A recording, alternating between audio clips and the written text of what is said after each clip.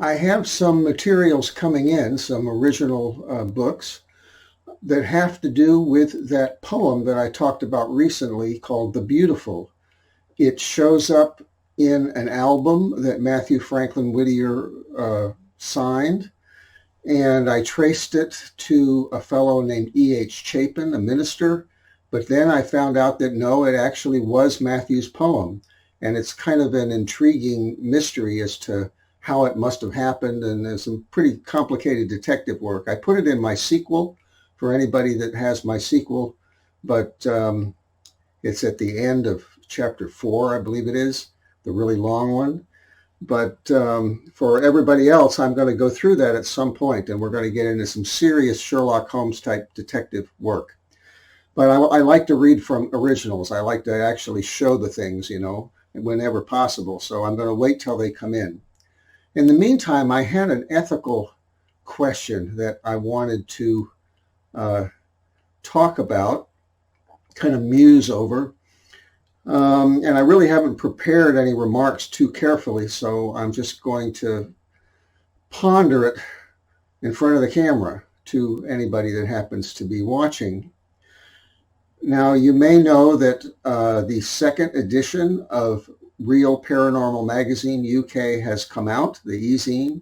It has my article about Charles Dickens and A Christmas Carol and how it was actually originally written by Matthew Franklin Whittier and his wife Abby Poyen Whittier. That's out now. And not only that, but they put my image along with Dickens on the cover. So I think it says, what the Dickens, what has Stephen Sakellarios discovered about, A Christmas Carol or something like that. And the reason they did that is that they actually believe it. And this is the nature of my work, is that the reason you don't get the wow response, which is something I've written about, is that nobody for a half a second ever lets themselves believe that I could actually be anything but a nutcase. See?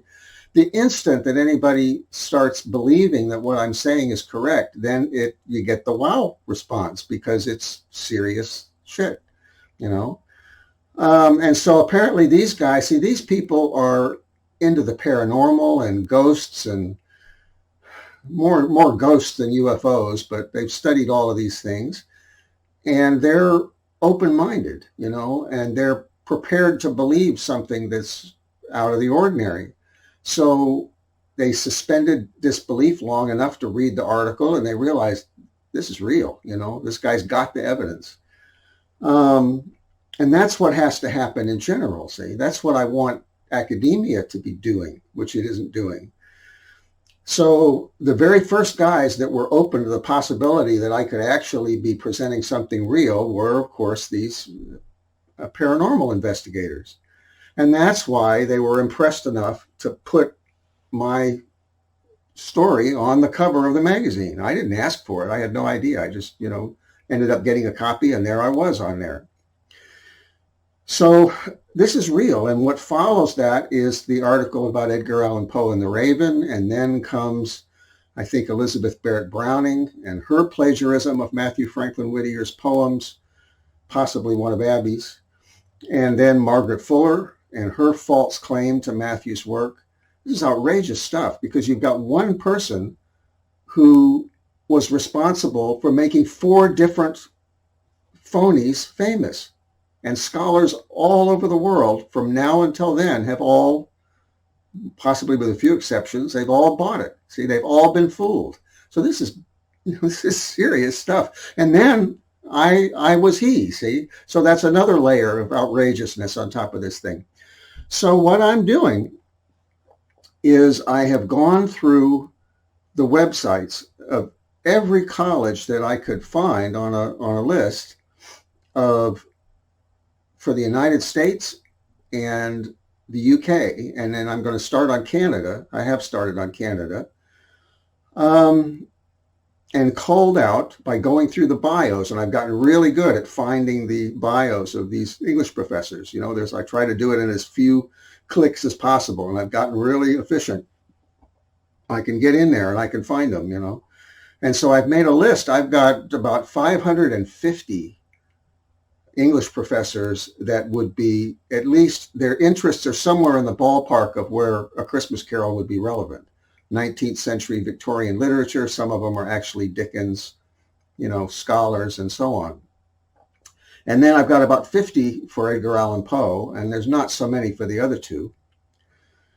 But in about 3 weeks now, I will be sending out emails, and I'm going to individually now, and I'm going to personalize one of the paragraphs where it says the reason I'm writing you is because of your stated interest in such and such. So these are, I'm going to individually send out 550 emails with a personalized section for each one of them. See, you can call it spam if you want to. I'm not trying to sell anything except my own ideas, and it's a one-shot deal. But it's an individual email to each one of these people. But it's real information. Now, what's going to happen?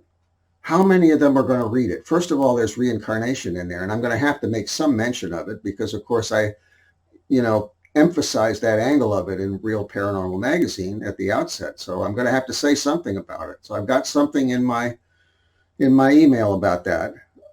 How many are actually going to open it? Well, they're not going to have to open anything. All I have to do is go to Academia EDU, which is a safe website, and look for it on there, see?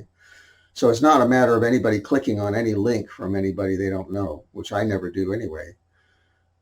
How many of them are actually going to do it? And then how many of them are going to read it all the way through? Because the first 1/4 of that article sets forth the evidence that Dickens was not a nice guy. And that he plagiarized a whole bunch of stuff, that a lot of the things that he's credited with were not really his idea. And when anybody dared to tell the truth, he would crush them, and so there's what's happened with Dickens. And I ran into this in one of the Dickens societies. There's a professor named John Bowen who is big in the Dickens scholarship field. And he has proven that Dickens tried to have his faithful wife, Catherine, put away in an insane asylum. And this is not the nice insane asylums that we have today. If they're nice today, they were awful in Victorian England. And he tried to have her put away in one of those things so that he could continue with his affair with a young actress. See, he failed, but he tried. This is not a nice guy. And it's certainly not a spiritual person. So this is what we're up against, is that these were worldly men who had stolen the work of spiritual authors. Now, the irony, the catch-22 here is that you won't understand this if you're not a spiritual person. It'll go right over your head. It has nothing to do with how smart you are or how many degrees you have. But a worldly person cannot understand a spiritual person's work, because a spiritual person's work is inspired from a higher plane of consciousness. Doesn't mean they're, functioning on that plane of consciousness, but it means that they are tuned to it and they are receiving something from a higher plane of consciousness. The person whose consciousness is low is not able to perceive it. It's like a spectrum of visible light and non-visible light. They can't perceive it. So when a worldly person gets hold of a spiritual person's work, he dumbs it down. He dumbs it down for a worldly audience. Now, most people are worldly. So if you want to get acclaim, you have to appeal to worldly people. If you want the votes, the sheer votes, the 80% or 90% of the population who acclaim your work, you've got to get that from worldly people because that's mostly what's out there. So what happens is you get a spiritual inspired work, and then a worldly person gets hold of it somehow or other, dumbs it down, makes it suitable for worldly people, and then he gets famous off it. That's what happened with A Raven. That's what happened with A Christmas Carol. That's what happened with, a number of other things. But if you try to tell that to worldly people, they don't understand it. They can't. They're not capable of understanding it. So the question first off is, who am I talking to? What do I expect to happen? Well, what I expect to happen is that 90% of these professors are worldly and they will not understand it. Most of them will ignore it. Some of them will vilify me or ridicule me. They don't see it. They don't perceive it. There may be a percentage that do, but there's another problem with this, and that is that I've got real evidence. I have real objective evidence, especially for the Raven. I mean, I can prove that several times over. A Christmas Carol, I can absolutely prove that Charles Dickens could not possibly have written it and did not write it. I can prove that he dumbed down spiritually the work of a spiritual person. It's more difficult to absolutely prove that Matthew and Abby Whittier were the authors as opposed to some other spiritual person, but I've got it pretty darn close. So this is real evidence, and then, I mean, I keep repeating that, but it is. And the question is, what are they going to do with it? Well, the reason I got in front of the camera today is I was into something called the Raven Society, the website for the Raven Society. This is an Edgar Allan Poe society, and they have listed emails for their officers, and I'm going to write every single one of them an email. I've written them in the past, and one or two, and hadn't gotten a response and hadn't gone back to it. I'm going to write every one of them about the Raven and Edgar Allan Poe and Matthew. You know what would happen if they took it seriously, if they believed it. They can't continue to be the Raven Society. They'd have to change their name. And I mean, I'm laughing, but that's pretty serious. I would be destroying them. Not only that, but Poe was a phony. Dickens at least could write. I mean, if you like sensationalized stuff, he could write. And Poe could write those horror stories, I guess, although I don't know how many of them originally were his. But he couldn't write poetry. He couldn't write his way out of a paper bag as a poet, in my opinion. And as a critic, he was a phony. He leveraged himself up to be a critic to increase his perceived legitimacy because he was now on a high level, shooting down like a sniper from a tower, see, and that gave him a sort of perceived legitimacy. It was all a fake. So, and I mean, I'm proving this. So here's the question. I mean, should I do that? Should I send an email to 12 or 15 officers of the Raven Society with evidence, clear evidence that they need to change their name because their hero did not write the Raven? We'll just leave it at that far, see? Should I do that, or should I leave them be, see? And the same goes with Dickens. I mean, there are very prestigious societies having to do with Charles Dickens and Edgar Allan Poe also, but especially Charles Dickens. I mean, you can see the ratio. I've got 550. Well, not all of those are Dickens scholars, but I mean, I've got more Dickens scholars than I do Poe scholars. And those are, very prestigious, well-funded organizations.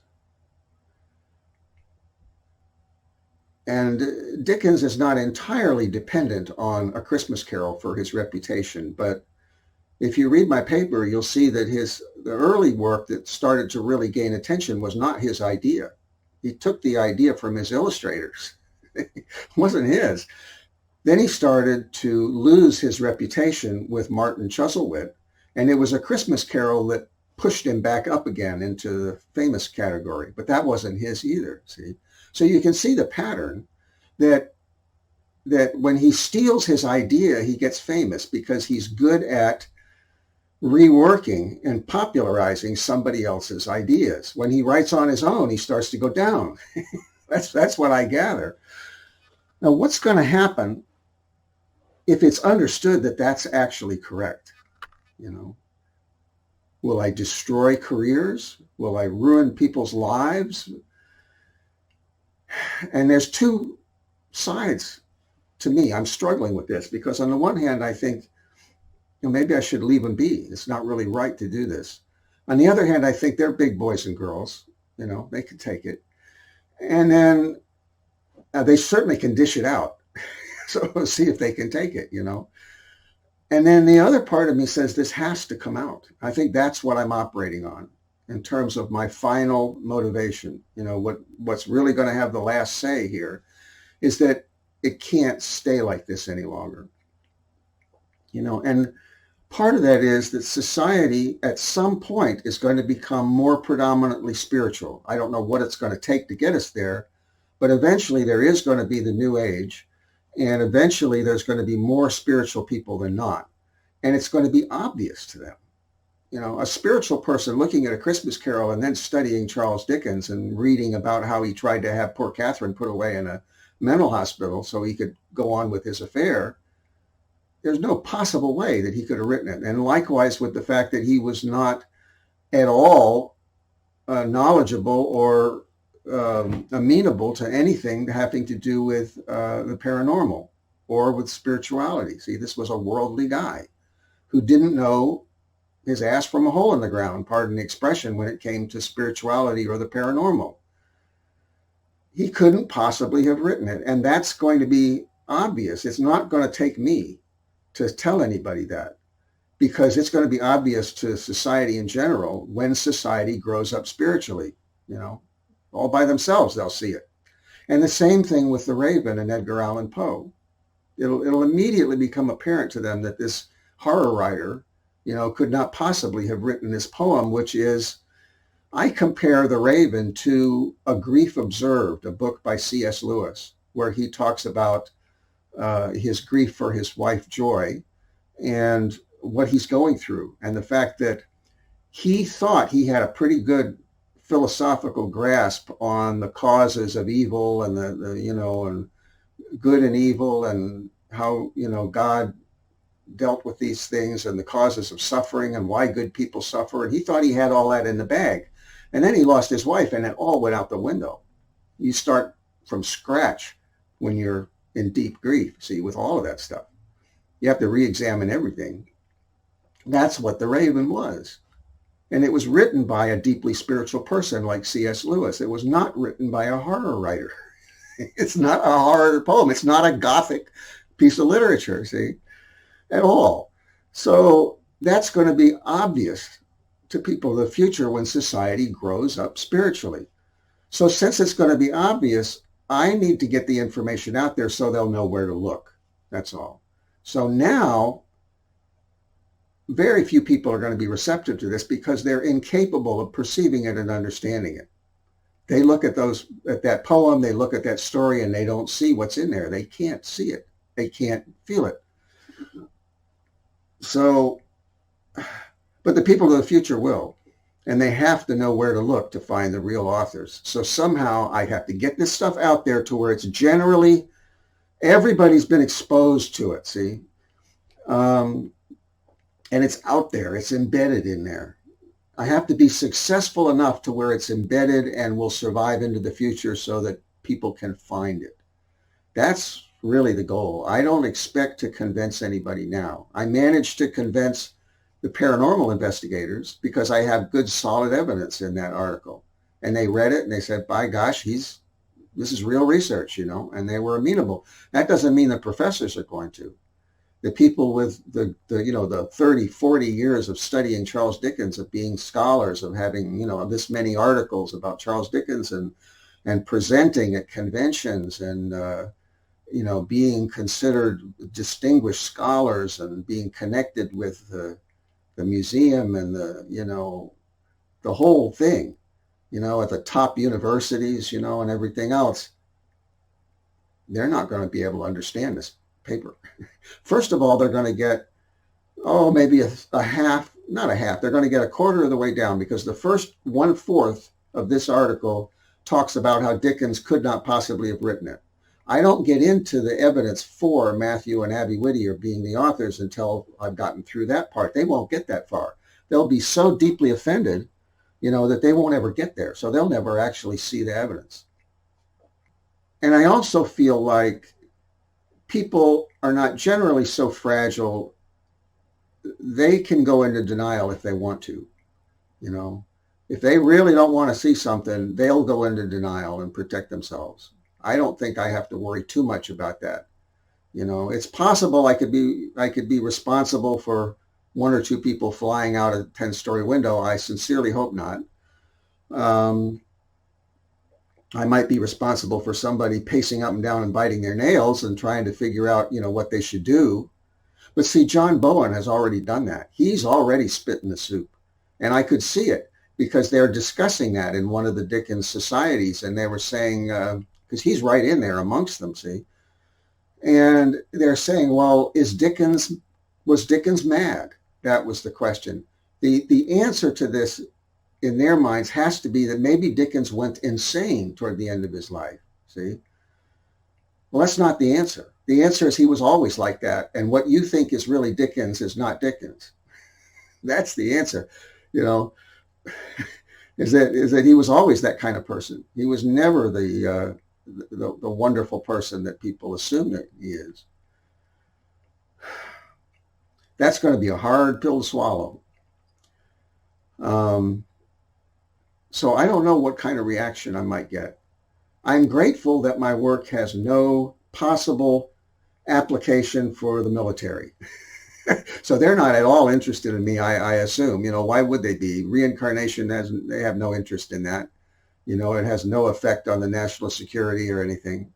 But academia is another matter. This could really blow academia wide open because they're so deeply invested in, between these four big ones, Dickens and Poe and Margaret Fuller and Elizabeth Barrett Browning. If I blow all four of these out of the water, which I'm about to do every quarter in Real Paranormal Magazine, I'm coming out with another one of those, And then in the fifth one, I haven't written yet. The others I've written. I think I might get into the just either the other minor ones, because there were quite a few others, or more likely I'll get into my subjective experience of what is it like, for me to have found this stuff, I think I'll go into that maybe, but that's down the road.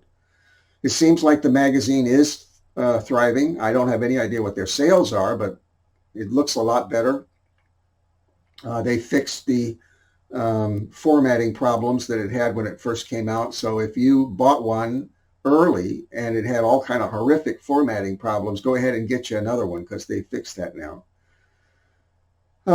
So I'm going to go forward with it. And I'm kind of spoiled in a way because the only thing I've had to deal with very few exceptions, is that people just ignore me. So there's a certain amount of discomfort in being snubbed, that people just don't write back. And one or two of these academicians will write me back. They're kind of patronizing. They won't ever commit, but they're polite, Probably 95% of them or more don't write back at all. So it's just, like this.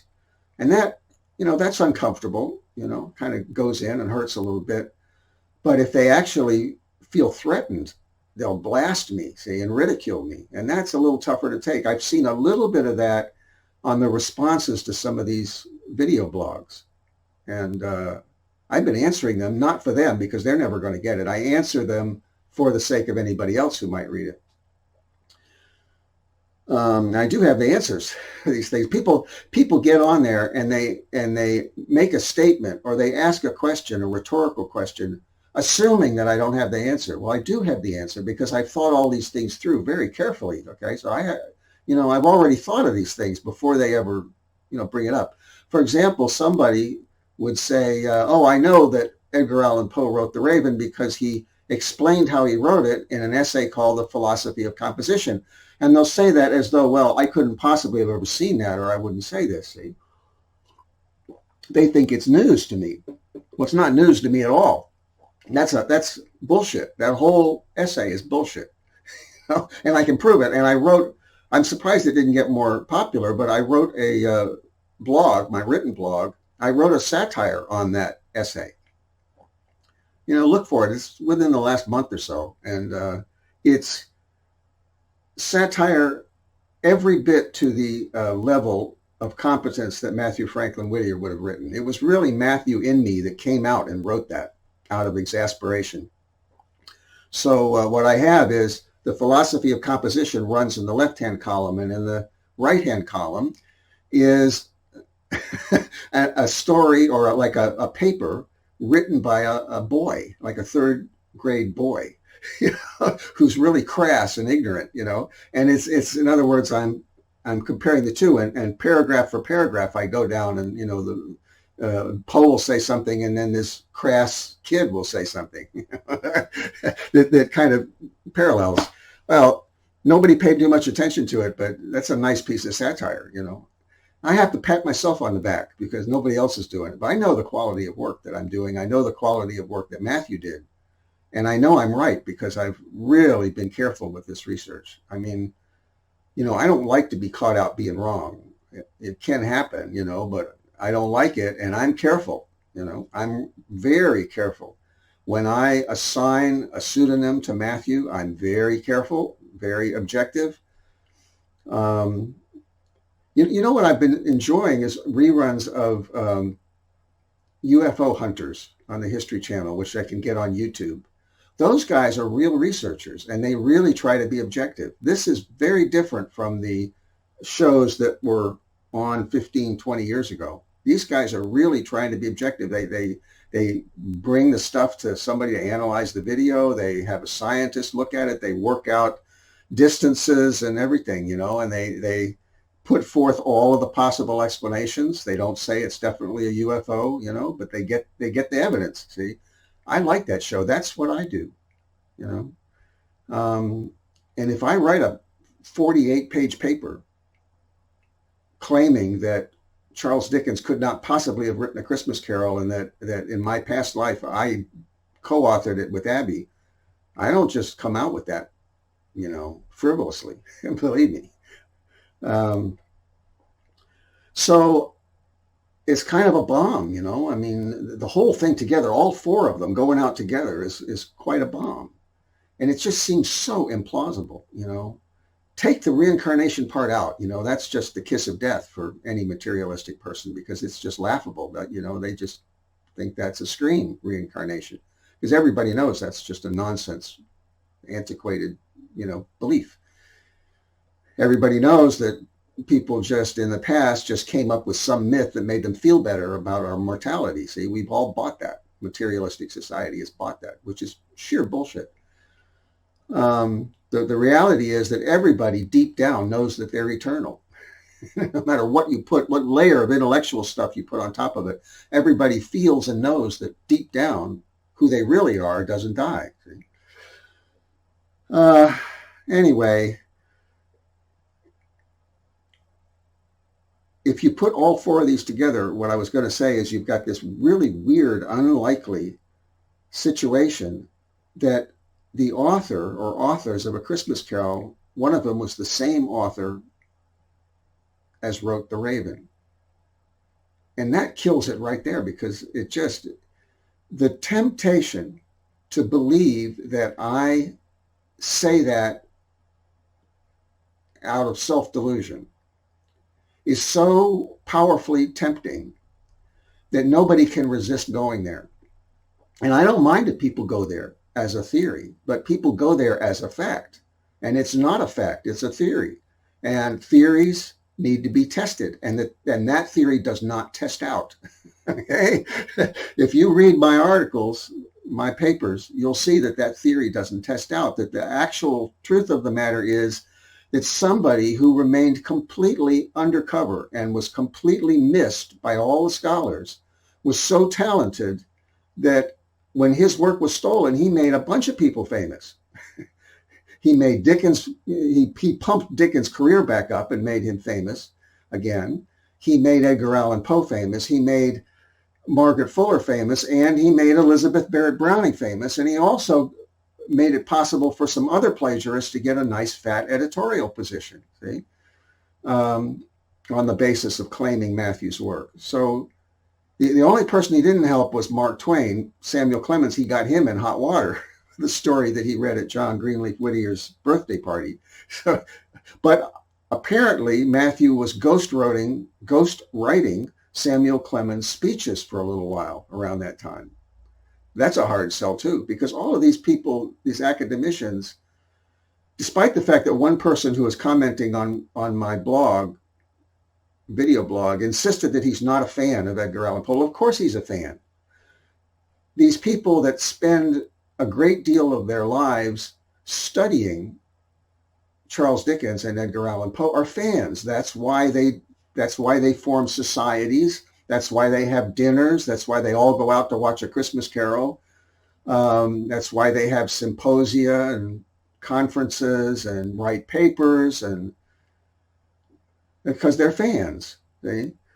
There's only John Bowen was a real investigator who was willing to take whatever came.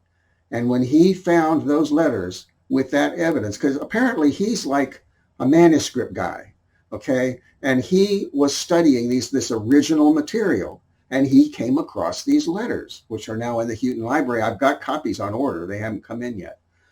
He got into these letters, and he saw this horrific evidence that Charles Dickens was planning on having his wife put away in a mental hospital, excuse me. And he didn't sit on it. He announced it in a paper, see, and a popular article in a paper. So and I don't know if he's a fan of Dickens or not. He's an archivist, basically, as near as I can tell, a manuscript researcher. And he blew the whole thing wide open. It's not me. I'm just coming in to kind of, take the mess that he's created and redirect it. See? But I didn't drop the bomb. John Bowen is the one that dropped the bomb on Dickens. Because they're all trying to figure out what the heck to do with him, and how to explain this. When they realize, it's, how can I put this? When people let themselves see, if somebody is in a relationship with somebody that's being false to them, and this person has been cheating on them 3, 4, 5 times, on a regular basis, been cheating on them, and who knows what else, and they catch one, then they start to question the whole thing. Well, that's what's happened now to Charles Dickens it's only been a couple years, I think, since John Bowen published that paper. That's what's happening in the Dickens societies right now.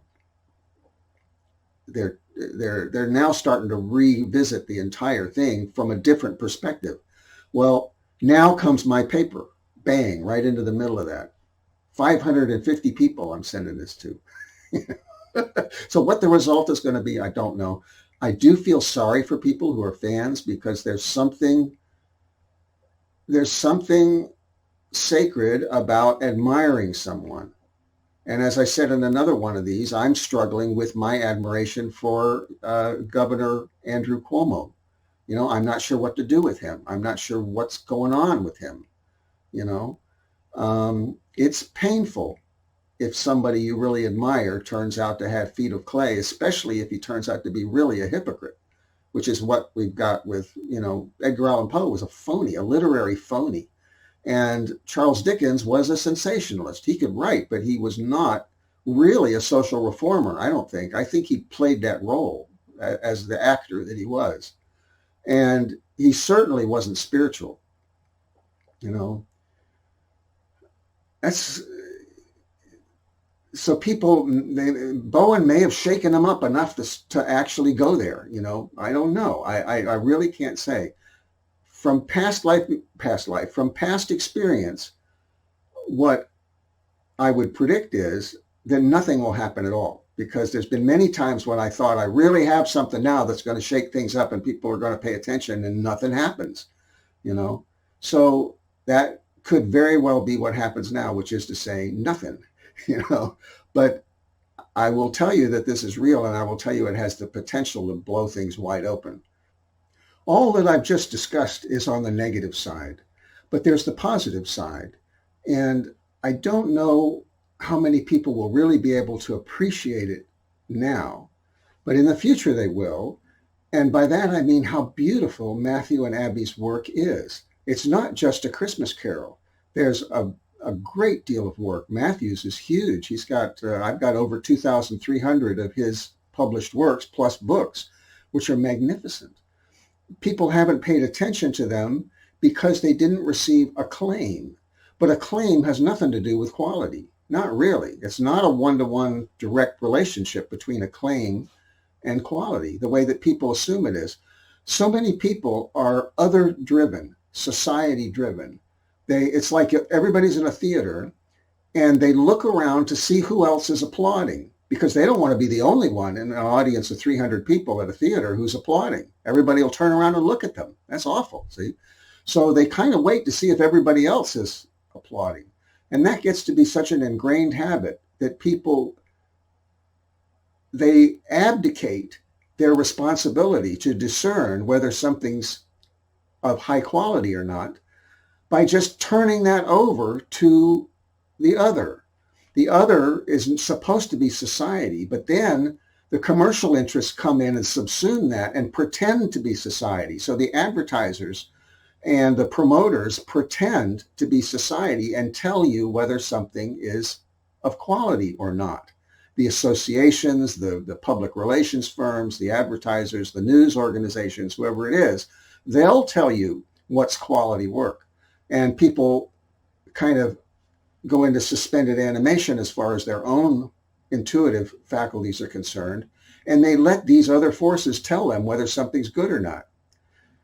Well, my work today and Matthew's work and Abby's work have no acclaim, except the ones that have been stolen. But the rest of it has no acclaim. Nobody's telling you, that Matthew's work is good, or that Abby's poetry is beautiful. Nobody's buying the book of poetry, that I have on my own page and also on Amazon, a book of poetry of Matthew and Abby's work. Nobody's buying that. Nobody's really interested in the other things that I published of Matthew's work. It would be well worth it to buy my book, Matthew Franklin Whittier in His Own Words, just for the Ethan Spike stories that Matthew wrote, which are in the appendix. Just that would be worth the $12 or whatever it is I'm charging for it. See? But it's beautiful, beautiful work. It's noble and it's beautifully written. And of course, it's up and down, because everybody's work is up and down.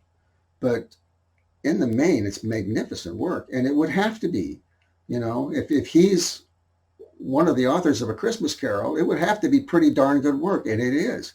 It's way better than Dickens' early work, Matthew, before Dickens was ever publishing, Matthew was writing sophisticated work as a young man, as a boy and a young man, before Dickens was ever publishing at all. And then when Dickens started, his stuff was frivolous. Might have been well crafted technically, I don't know, but it was frivolous social comedy, basically, whereas Matthew was writing real satire, real social comment, real social reform, back before Dickens was hardly writing anything, or before he was writing anything. So, I can show you something Matthew wrote about debtor's prison in 1830. Well, Dickens wasn't writing anything in 1830, as I recall. So there's this vast, magnificent legacy that I want to, first off, preserve, and secondly, open up to people. And if there aren't enough people who can appreciate it on its own merits without waiting to be told by the authorities that it's good work, there will be in the future.